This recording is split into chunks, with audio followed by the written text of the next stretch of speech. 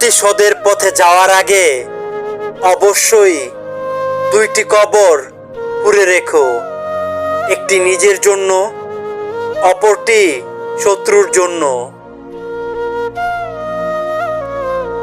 সত্যটা জানার পরেও সেটা না করা সবথেকে বড় কাপুরুষতা।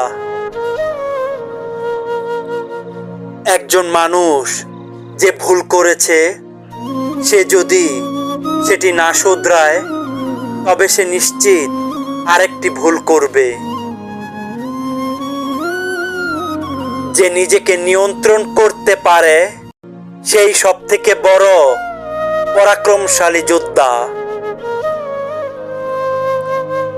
কেউ আঘাত করলে ভুলে যেও, কিন্তু দয়া দেখালে নয়। খারাপ জিনিসকে দেখা আর শোনার মাধ্যমেই দুষ্টতার সূচনা শুরু হয়।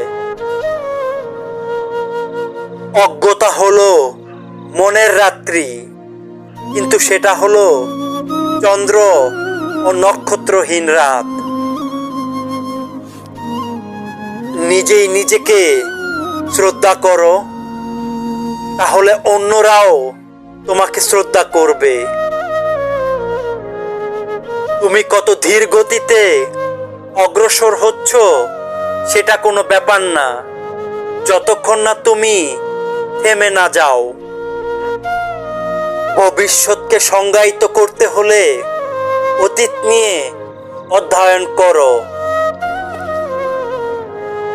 বাস্তবে জীবন সত্যি খুব সরল, কিন্তু আমরা এটাকে জটিল করার পেছনে লেগেই আছি।